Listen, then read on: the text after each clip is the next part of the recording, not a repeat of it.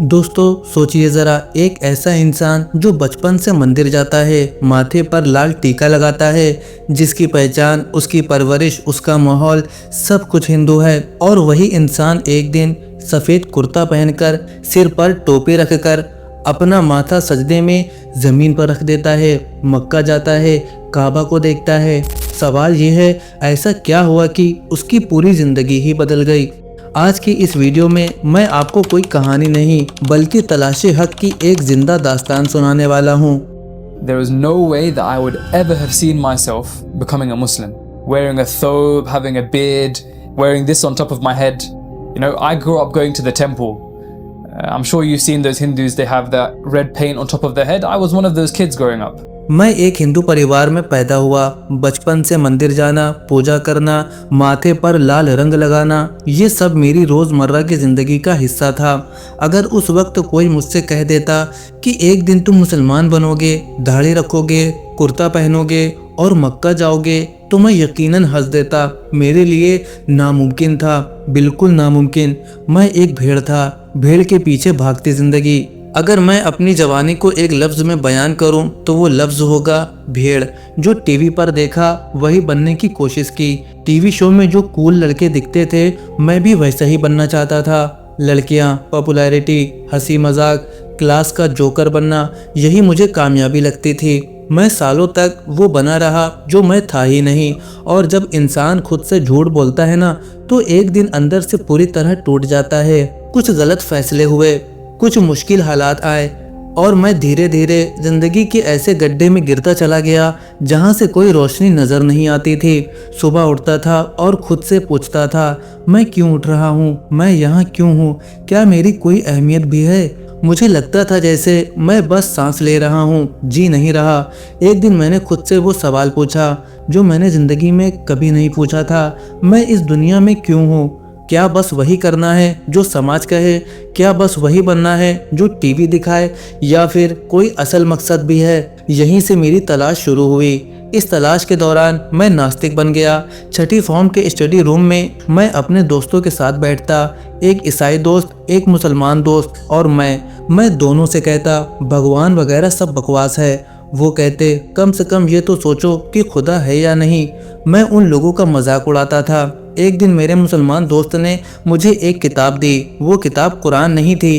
किताब का नाम था the man with the red underpants. मैं हैरान रह गया, लेकिन उसने कहा इसे पढ़ो और अगर तुम खुदा को झुटला सको तो मैं मान जाऊंगा।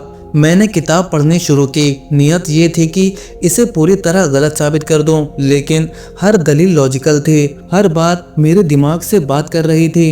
एक नास्तिक होने के नाते लॉजिक मेरी कमजोरी थी और यहीं मैं हार गया। मैं इस नतीजे पर पहुंचा कि खुदा है। मैंने ईसाईयत को भी समझने की कोशिश की, लेकिन हर जवाब एक ही था, बस ईमान लाओ। त्रिमूर्ति या ट्रिनिटी राज है, सवाल मत करो। मेरा दिल और दिमाग दोनों नहीं माने। मैंने इस्लाम को मुसलमान बने बिना प्रैक्टिस करना शुरू किया। नमाज सीखी, मस्जिद गया, और सच बताऊं, नमाज में जो सुकून मिला वो मुझे कहीं और नहीं मिला। हर सवाल का जवाब था, हर बात फितरत से मेल खाती थी। कुरान, रसूलुल्लाह सल्लल्लाहु अलैहि वसल्लम, सब कुछ समझ में आता था। मैं जान चुका था कि इस्लाम ही हक है, लेकिन एक डर था, माँ बाप को दुख देने का, समाज का, खानदान का। मैंने सोचा अगर माँ बाप गलत रास्ते पर हों तो क्या औलाद को भी वही रास्ता अपनाना चाहिए। हज़रत इब्राहिम अलैहिस्सलाम ने भी यही सवाल किया था। हक हक होता है, चाहे इंसान को अकेला ही क्यों ना चलना पड़े। मैंने इंतज़ार नहीं किया, दोस्तों को बुलाया, पार्क में एक बेंच पर बैठा और कहा अशहदु अल्ला इलाहा इल्लल्लाह। So I'm ready to take my shahada. Right? I don't want to wait. I need to get it done. You know, I'm worried that I won't see the next day. So I contact my friends and say, look, we need to meet up ASAP. I want to do my shahada. I need the witnesses there. Let's get it done. So following days, we go to a park. We sit down on a bench and right there and then take my shahada. Become a Muslim. साल था 2015। मेरी नई जिंदगी की शुरुआत। माथे पर लाल टीके से सजदे की मिट्टी तक का ये सफर आसान नहीं था, लेकिन ये मेरी जिंदगी का सबसे सही फैसला था। अगर आपके आसपास कोई भटका हुआ इंसान है तो उससे एक सवाल जरूर पूछिए, तुम यहाँ यानी इस दुनिया में क्यों हो? क्योंकि मेरे लिए सब कुछ यहीं से बदला था। और दोस्तों, अगर आपको लगता है कि सिर्फ आम लोग ही इस्लाम की तरफ आते हैं और इल्म व ईमान एक दूसरे के दुश्मन है, तो अगली वीडियो आपकी ये गलत फहमी तोड़ देगी। अगली वीडियो में हम आपको मिलवाने वाले हैं डॉक्टर डेनियल मैकब्राइड से, एक मशहूर न्यूरो साइंटिस्ट जिसने पूरी जिंदगी इंसानी दिमाग और साइंस को समझने में गुजार दी। लेकिन जब उन्होंने कुरान करीम को गहराई से पढ़ा तो 1400 साल पहले नाजिल हुई इस किताब में उन्हें आज की जदीद साइंस से मेल खाती हैरान कर देने वाली हकीकतें नजर आईं। उनका कहना था, ये कलाम किसी इंसान का नहीं हो सकता। कौन सी आयत ने उनका दिल बदल दिया? साइंस ने उन्हें अल्लाह तक कैसे पहुंचाया? इसका जवाब आपको इसी स्क्रीन पर अगली वीडियो में मिलेगा। अगर आप सच्चाई की तलाश में हैं तो इस वीडियो को मिस मत कीजिएगा।